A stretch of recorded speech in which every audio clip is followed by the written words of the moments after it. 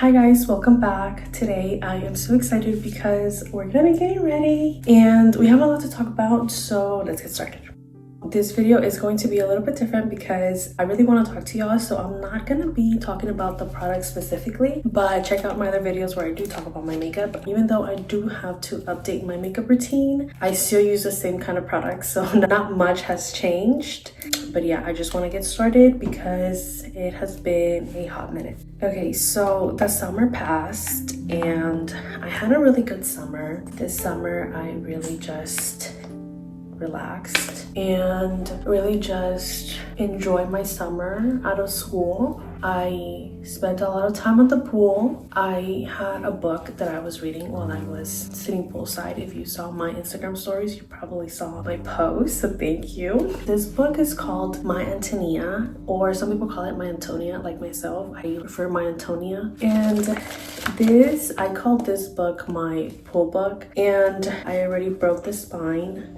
So it has been getting a lot of love and it will continue to get a lot of love. I loved it because it's small. It has like yellow pages and it just felt like a really classic book. So this is why I chose it when I went to Barnes & Noble, and I just felt like it would make the perfect book to read as I enjoyed my summer and as I tanned. So yeah, I mean, I wrote all over it and I love these pages because they're so easy to write on. So with this, I did use a pencil to annotate. So it's called My Ántonia. Some people call it My Ántonia. I call it My Ántonia because the accent is on the A. Yeah, anyways. People can call it however they want to. I'm gonna call it My Ántonia. But this book is written by Willa Cather, and she's an American author. And what captivated me was the cover and all the descriptors that I just gave of the book. And I just felt like this would be the perfect summer book, and it really was. I didn't realize again how much it was going to have to do with what we see and what we are seeing in our country today. I think that's what made it even more special. But to give you guys a brief overview while I apply my foundation, like a little summary. So this is about a Bohemian girl who travels from her country to Black Hawk, Nebraska. And the setting takes place in Black Hawk, Nebraska between the 1880s and the 1910s. However, the narrator of the story is Jim. So Jim, he's originally from Virginia and he's traveling to Black Hawk as well because he's moving in with his grandparents after his parents passed away. And he's also kind of like migrating, I guess you could say, from Virginia to Black Hawk. And they meet on the train. When they meet, Ántonia is a little bit older than him and she's the only one who can speak English from her family. So when I was reading this book, I started noticing, I started reading this book in the summer, and it has an introduction, and in the introduction it says how, this guy, Jim, the narrator of the story, loves Ántonia. And I'm like, okay, but he doesn't end up marrying Ántonia. He ends up marrying another woman. And the story actually starts with him as an adult. So at the first chapter of the story, he's talking to a woman, to a childhood friend, but we don't know who that person is. I have my assumptions, but we're not gonna talk about that right now. They're just talking about Ántonia. And he lives in New York and he's a lawyer. He made it big. He's part of the society and he's contributing. I mean, he has money, he's a lawyer, he lives in New York. And we can assume that he's well off economically because he was already well off economically as a child due to his grandparents. Whereas Ántonia, she wasn't. I mean, she was an immigrant, and in the introduction of the book, they say that Jim loves her and that he loved her the entire time, but he doesn't end up marrying her. And so it's like, okay, well, why? When I was reading the book, I noticed various things. So I noticed that Jim was like, every time he would talk about her, he was very condescending, the terminology that he would use. There was usually a negative word next to Antonia's name. And if you love somebody, you wouldn't use that terminology. And he would judge her a lot. He would judge the way that she would speak. One, she didn't know the language because she was an immigrant, so her English was broken. And Antonia's dad, because he knew the importance of the language, he asked Jim to teach Ántonia English. And he was like, teach My Ántonia. Well, no, her dad said that to his grandmother, but that's something that Jim never forgot. And the title of the novel is called My Ántonia. And you know, the more that I think about this book, I am thinking that a lot of critics have their opinions as to why it's titled My Ántonia. You know, some people say it's because it's personal, like his story, his version of the person that he knew. But I kind of want to think that it's perhaps a homage to Antonia's father in that phrase that he used, because he used that and he's like, I never forgot the way that he said, like, my Ántonia, like teach, my Ántonia. Sorry guys, I have to focus too. So he teaches her English, and you know, he kind of likes her. He sees her ways. He kind of gets to know her. And I like that the story is told from his point of view, because we kind of get to see who Ántonia is from the inside and the outside. I don't know if that makes sense, but him being the narrator helps me see that, because he gets to know her from the outside, like how she looks and how she behaves and like the outside of the family. But he also is in because he gets to teach her English. So he gets to have those intimate moments with her, like in the fields, and after they're done, you know, they go and they try fruit together, and like it's just very like Adam and Eve type of thing. And there's also a snake involved, so I think we can go into like depth about that as well. But whenever I was reading this in the summer, I had a lot of questions, I had a lot of doubts. And this is when I was like, oh my gosh, I miss school, because I wanted a professor to explain these things to me. I was like, I really wish that I read this book for class, because then I would have had somebody pushing me to read it and to finish it and to like analyze it. Well, my wish came true. Because for my literary and criticism class, my professor gave us the opportunity to choose a book and analyze it using theory. And so she teaches us a theory and then we apply it to analyze the book. So that's what we're doing. So I love it because I finished the book, and the things that I didn't understand, like why is he being so condescending? Like why is he treating her like this? Theory can help us figure it out and understand that better. So today I will be using, drum roll please. Today I will be using, I forgot the theory that I will use. Give me time, I was stalling. I'll be using postcolonialism theory. Honestly, I didn't think that I would be using this theory to analyze it, but it fits so perfectly because it answers all my doubts. So, postcolonialism theory is an umbrella term that we use to describe a set of theories or practices which seek to explore the legacy of colonialism in present day. In this case, I'm going to be using it to analyze my Ántonia. So there were a lot of things that I didn't understand from Jim's behavior, because that's why we need theory to kind of understand the novel a little bit better. So this theory also suggests that if a certain class or if a group within a society has more political or economic power, they will have influence in framing or deciding what the culture of that society in which both they and the disempowered groups within that society live. So this theory basically says that whoever has political or economic power most likely influence how that society is going to function. There have been a lot of theorists who have talked about this theory. One of them is Edward Said, and the other theorist is Gayatri Spivak, and she wrote a piece titled Can the Subaltern Speak? The subaltern in this case would be the people who are oppressed. Her argument in this piece is that it's not that the people who are oppressed cannot speak, but it's that their voices are not heard or understood. In this piece that she writes, it's very complicated. She uses a lot of complicated terminology, which makes it a little bit hard to read.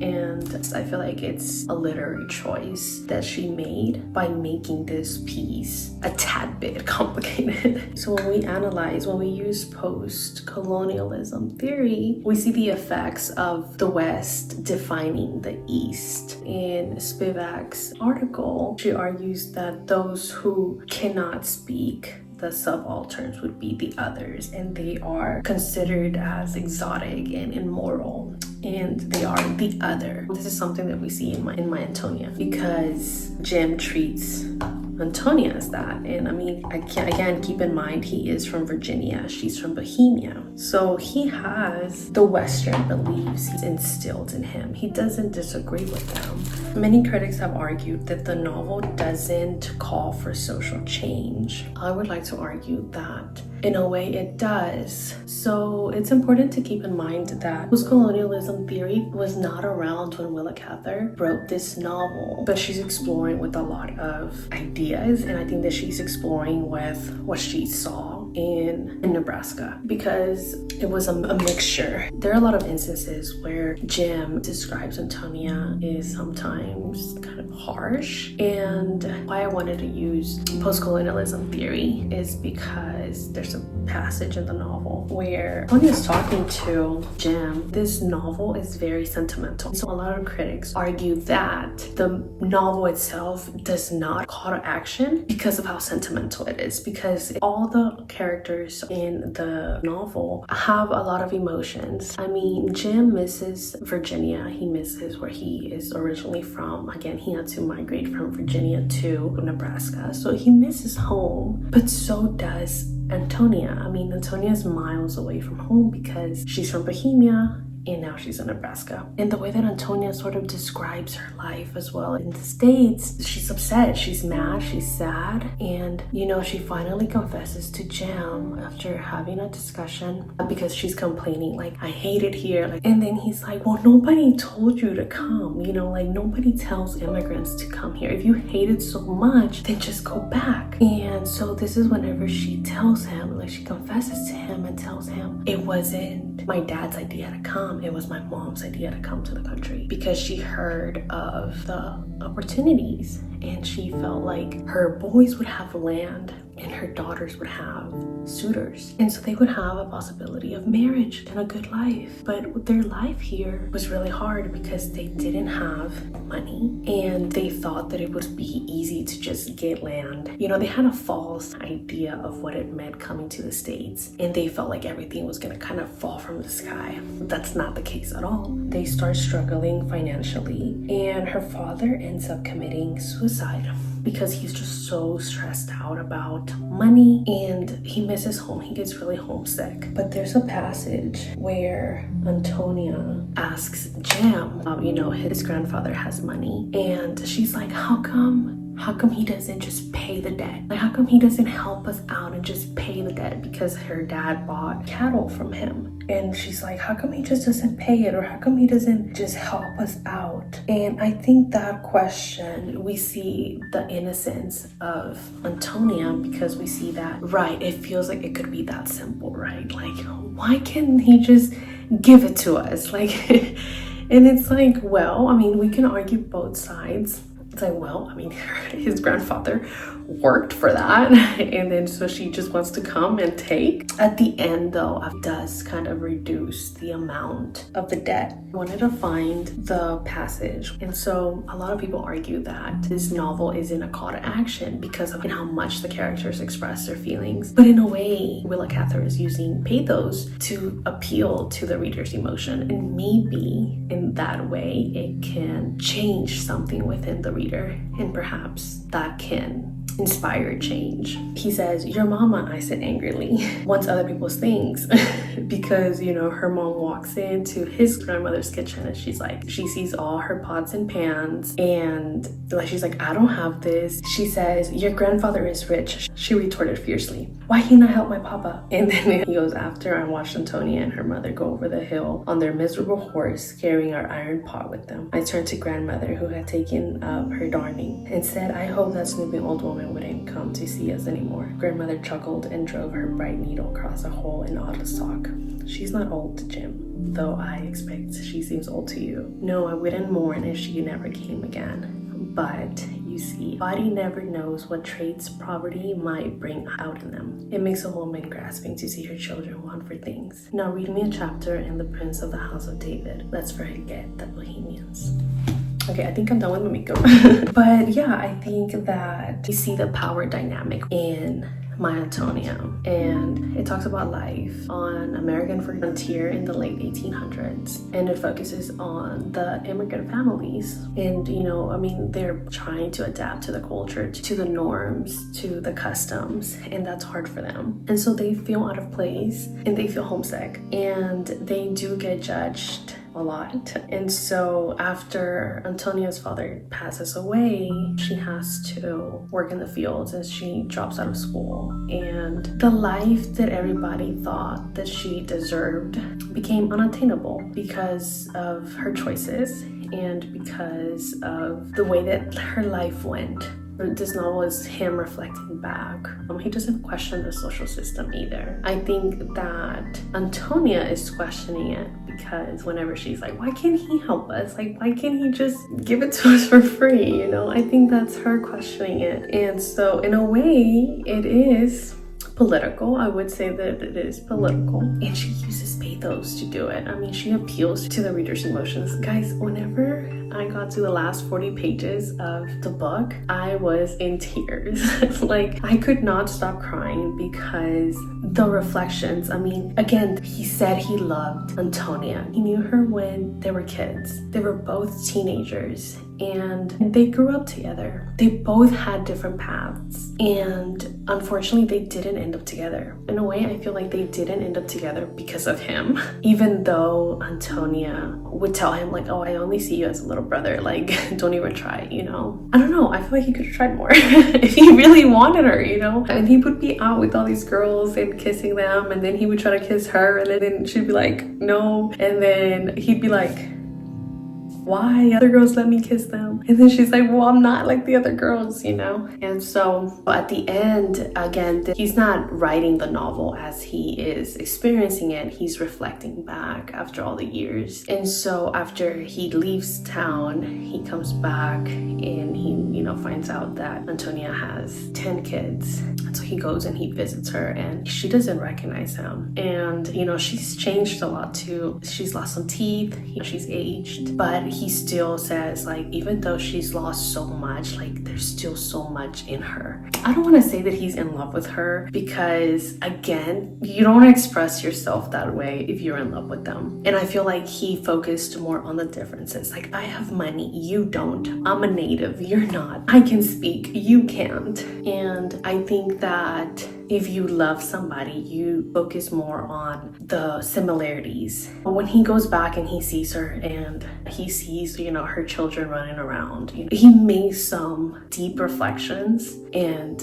I was in tears. Like, I think this was exactly what Willa Cather wanted. And I think that this book is successful in doing that and appealing to the reader's emotions. It may appear as if it's not a call to action, but I think that it is. And I think that if we use postcolonialism theory, we see all of this. Using postcolonialism theory can be a little bit problematic, but I wanted to use it because I had a problem with the way that he was describing her and the way that he expressed himself about her. And postcolonialism theory helped me understand the novel better and helped me understand where he was coming from as well. Maybe if things would have been different, he could have expressed himself differently about her. But unfortunately, because of the beliefs, because of the power dynamics, we get what we get. At the end, I don't think that Ántonia is at the bottom. At the end, I think she ends up on top. After he leaves, she looks at him down from a hill. He's married, but he doesn't have children. And she does, she has a family. She ended up marrying another immigrant,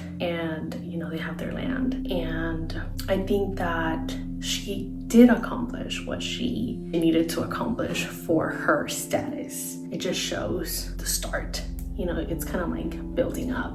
Overall, I give this book a 10 out of 10 because it made me cry like no other book has made me cry. The only book that has made me cry this much was The Fault in Our Stars. I really needed that cathartic moment. This book gave me that. So for that reason, I'm giving this book a 10 out of 10. Willa Cather has a fan.